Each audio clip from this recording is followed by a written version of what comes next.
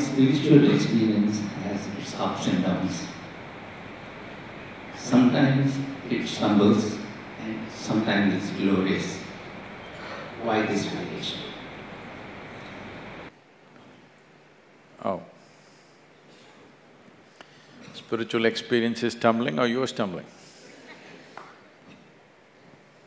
Possibly me, but I feel with all that the other told me, I do it. And it is not constant, it is just that I am stumbling sometimes, and sometimes it's glorious, this life is beautiful. I can't even believe it could be so beautiful before I met you. Say, what is a spiritual experience? Let's come to this first. You need to understand this. This body is something that you gathered slowly, is that so? Is that so? Did you gather this? What is that sabu… what is that sabu aloo, what do you call that? Huh? That cannonball kind of thing. Sabu? Dana. So sabudana.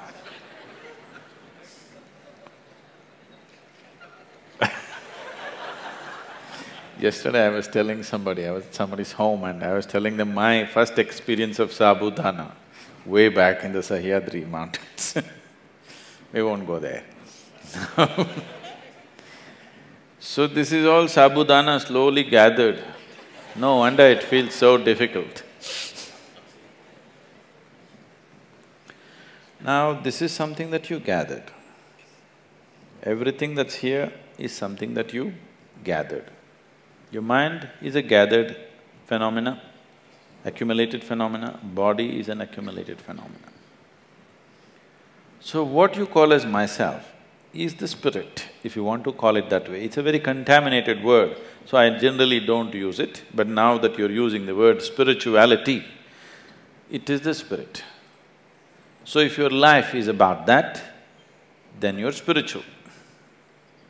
If your life is about the body, it is about the mind, it is about what's around you, we say you're material because these are accumulated things. What you accumulate can be yours, can never ever be you. That much is clear to us, isn't it? Yes? So whether you gathered stones or diamonds or what, they can be yours, but they can never ever be you. So when we say spirituality, we are saying it's about you. It is not about furniture in the house. You know, after some time people treat you like a furniture. Body is like furniture for us to sit and stand, isn't it? Yes? Mind is another kind of furniture to do things. So this is not about furniture, this is about you. So spiritual process means it's about you, not about your furniture, not about your property, not about the things that you can gather and lose. So what is the experience of that? Let's not go about trying to describe, this is the experience of that. All I'm saying is, it is about this. So why is it that furniture is there and you're missing? Because somewhere you don't know what you're doing. Somebody put it in a big way saying they know not what they're doing. A few basic things of eating, sleeping, reproduction, you're doing it the way it has to be done. Everything else is freaked. You understand? So that is why what is fundamental you, to come into it, say your experience, we have to do all kinds of circus, hang you upside down. If you just do life the way it needs to be done, not the way your society has twisted you to do it, you will see spiritual process is always on, nobody needs to teach you, nobody need to do anything to you. because that is you. It is not an imported commodity. It is you, isn't it? It is essential you. Your body is imported. Sabudana or whatever. Your mind is imported, isn't it so? But what is you has always been there. What is there to do about it? There is nothing to do about it. Too much sabudana, so we have to clear it a little bit. So right now, your life has become about things that you gather and not about you. Because of that, it is like this. You need to… It is no more… you cannot even talk about it in the world anymore because people are recognized for what kind of car they drive or what kind of clothes they wear, for what kind of makeup they wear. Nobody is recognized for what he is. Yes, largely. So, don't make it so complicated. Yes. Oh, my spirituality, my experience, my this. Don't make spirituality like you're growing horns. You become simply life. The problem with life is you're trying to be special, so you look stupid. Just be life. You will see this is wonderful. You become a body, you become a mind, you become a society, you become famous, you become rubbish, you became all kinds of things. Just be life because that's all you are and that's all you can be. You cannot be anything else. Forget about all this big jargon, I'm spiritual, I'm this, my spiritual experience, my ordinary experience, there's no such thing. There's just life. Are you on the surface or are you moving towards the core? That's all. I heard you saying that it doesn't matter where you are, I can still be with you. I mean, you can still access my energies. And these days, you're giving many Mahasatsangs and you're available in India and South India especially. So, I sometimes get confused like, because you're available so closely, if I'm not able to make it, like, I can't convince myself, I can't hold back. And if I go everywhere, like, I have a problem with my family, so… Family means what? Parents or husband? No, only parents. Parents only, that's okay.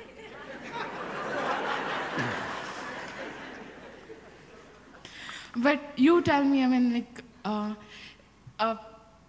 make it happen for people, to make it even more conducive, so that they can access you if they're in your presence.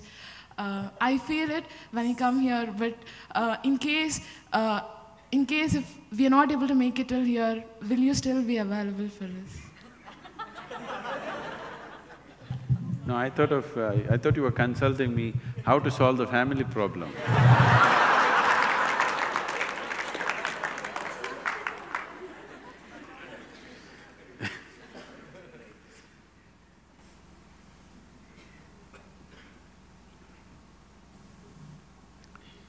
Saying, there are two aspects to this. For your own spiritual growth, if you generate substantial receptivity within you, if you become receptive, geographical distance is not an issue at all, at all. It is not even an issue.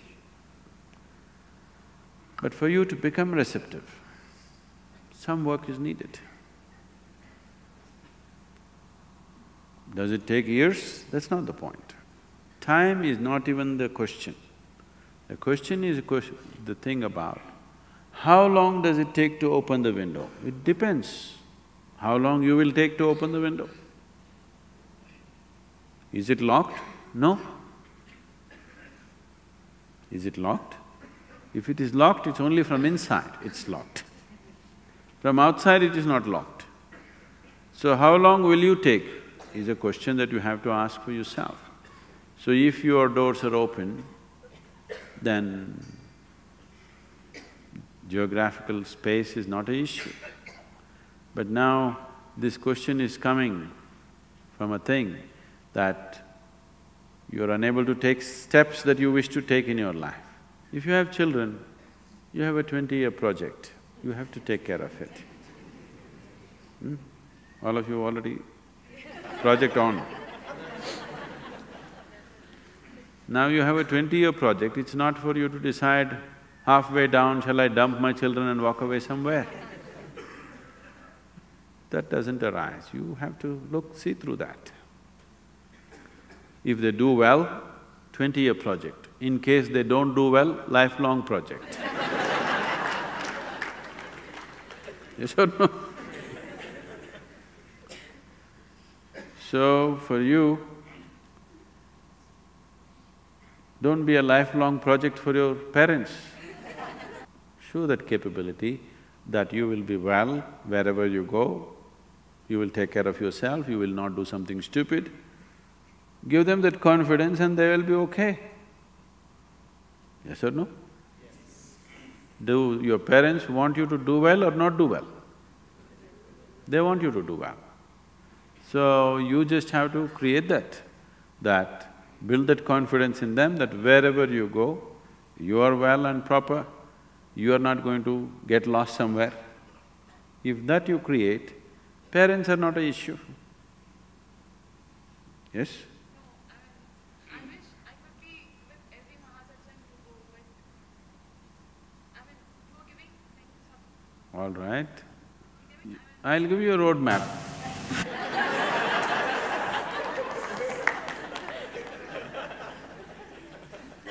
Leave that. Now, I told you, if you are open to it, geographical distance is not a distance. It's not at all a problem. But now you want to go and do something, you don't have to stop yourself. In your life, if you do not do what you care for now, what are you going to do with your life? Every human being should look clearly, not something fanciful today. You must look deep enough and see what is it that you really want to do and you must do it, isn't it? Otherwise, when are you going to do it? You will sit as an old woman and think, oh, I wish I had done this, I wish I had done that. Till now, every generation of women on this planet have gone like that. You are among the first generation of women who have the opportunity to do what you want to do. You must do it, isn't it? You must do it means not doing silly things. One reason why they kept you under iron hand is because they believe that you will do silly pink things only.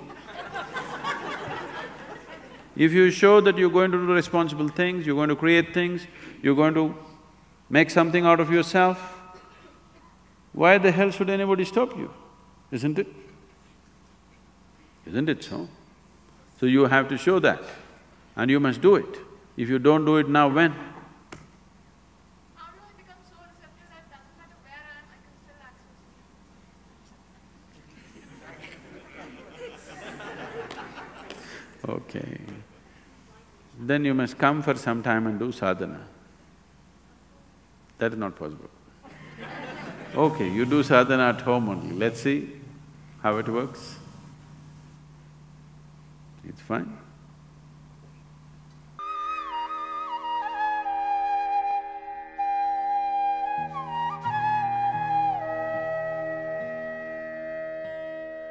But he must be punished.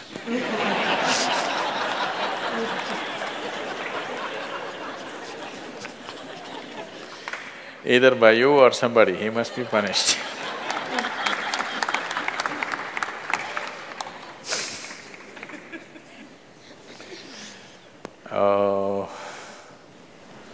What kind of punishment do you normally give to people?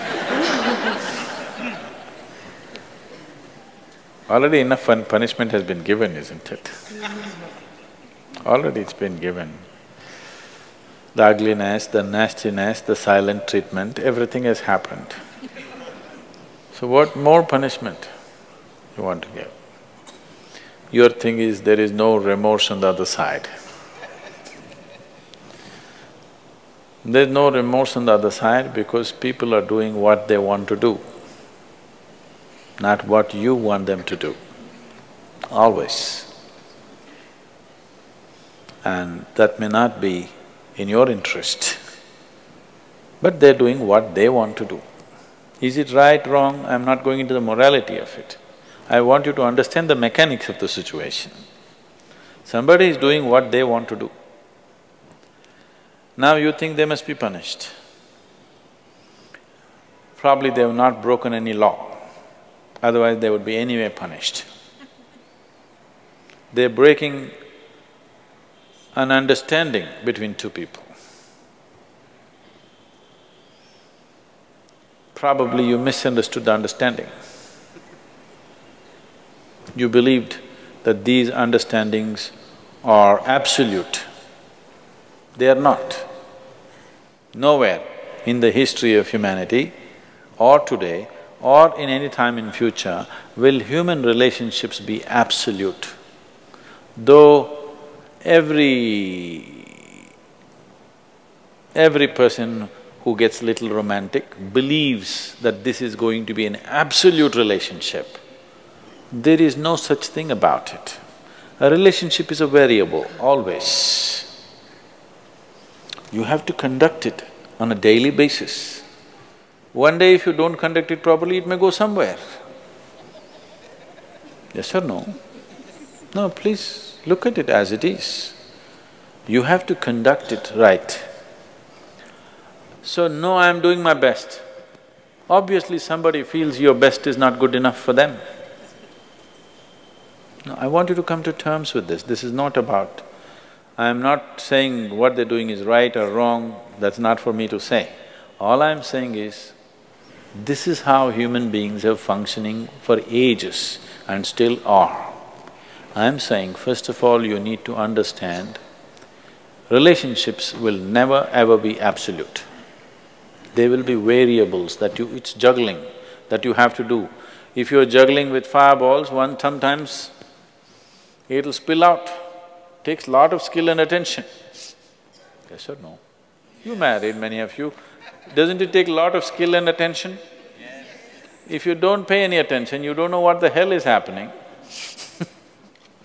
It takes a lot of attention, isn't it? Someone just called me from some country in Europe and, "Sadguru, I'm just doing housework, come and save me." Take me away to your ashram, I'm just doing housework. She's washing dishes and stuff.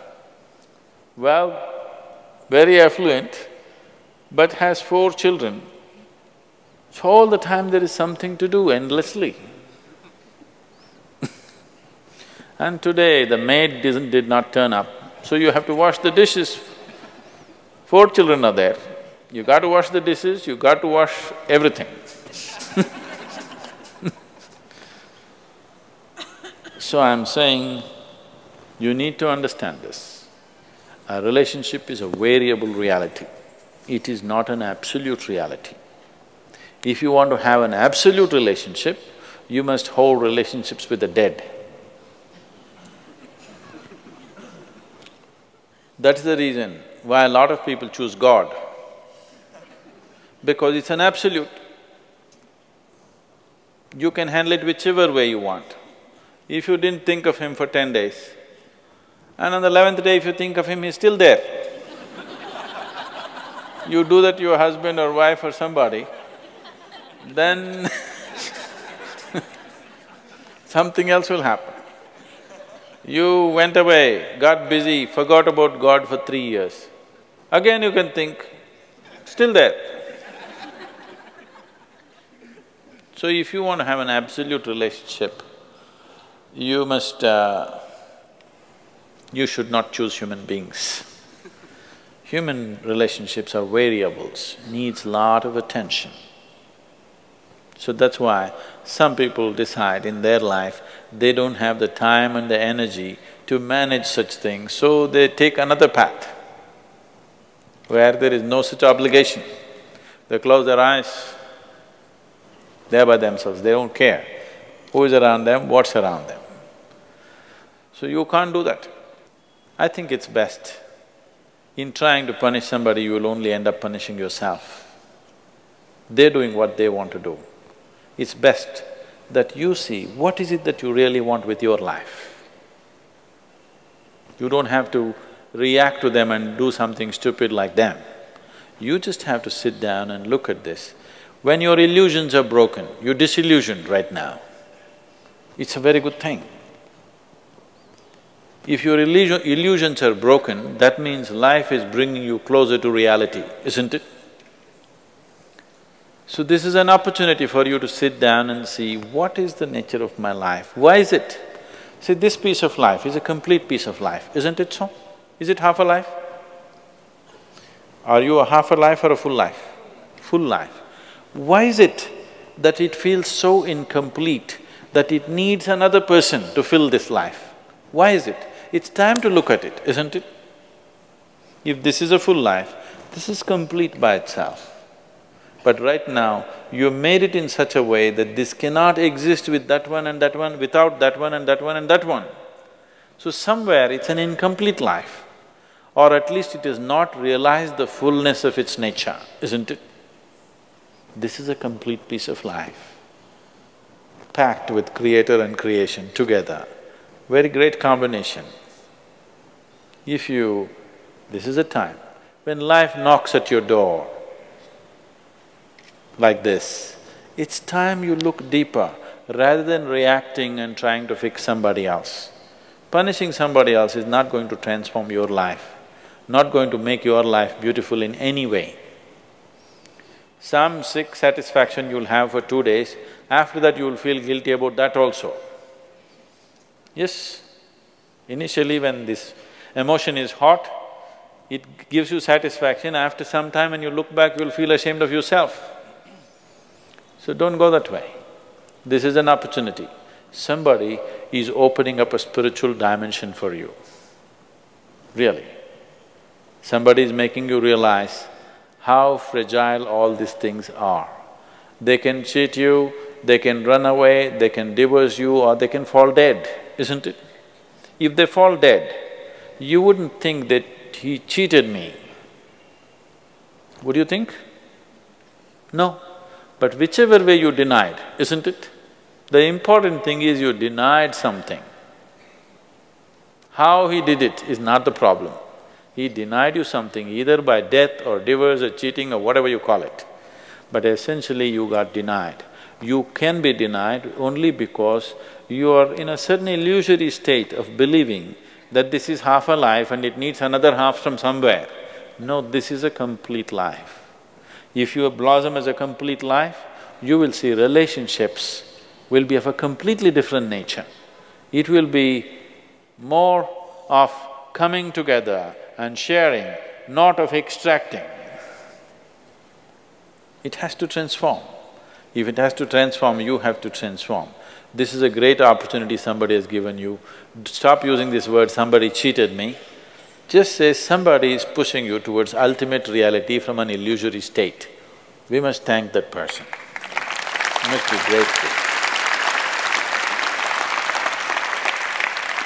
Instead of keeping you in an illusion, instead of keeping you in your life for a whole lifetime, so soon they're making you realize this. Otherwise you will know this at the time of your death. Yes. You'll know at the time of your death, when you're dying, I'm scared, why don't you come with me? You'll say, no. So at that last moment, instead of knowing, it's better to know now.